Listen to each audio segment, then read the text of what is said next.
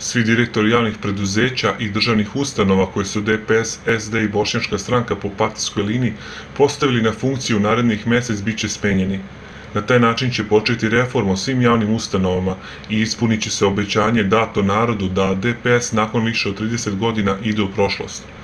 U većini slučajeva DPS kadrovi su pokazali koliko su voleli državu, a koliko privilegije koje su dobijali. Dokaz njihove ljubavi prema Crnoj Gori su mnogobrojna preduzeća koja su uništena i činjenica da se uspešne državne kompanije mogu izbrojati na prstu jedne ruke. Neće biti iznenađenje da će mediji naklonjeni bivšem režimu promene na rukovodećim položajima u državnim preduzećima pokušati da predstave kao revanšizam, ali ih stvarnost u startu demantuje.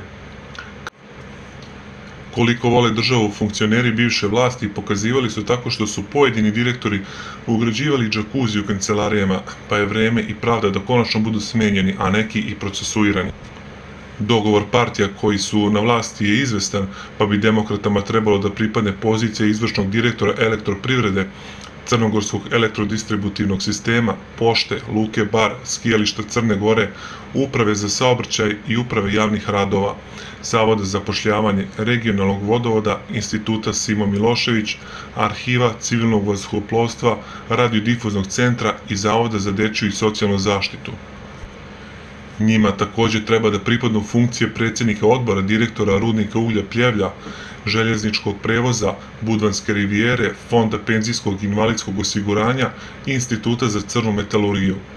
Demokratskom frontu bi trebalo da pripadnu pozicije izvršnog direktora Budvanske rivijere, plantaža, uprave za imovinu, željezničkog prevoza, uprave za šumu, nacionalnih parkova, uprava carina, Budvanska rivijera kao i mesta predsjednika odbora direktora Elektroprivrede Crne Gore. Socijalistička narodna partija bi trebalo da dobije direktorska mesta u Fondu za zdravstvo, Zavodu za izvršenje krivičnih sankcija, Službenom listu i Upravi za igre na sreću.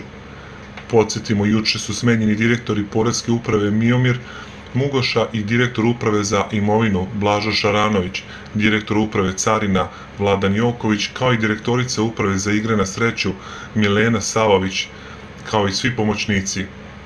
Vlada je odlučila da se Poreska uprava i uprava igara na sreću spajaju u upravu prihoda, a uprave za nekretnine i imovinu u upravu za katastar i državnu imovinu. Prenosi Srbija danas.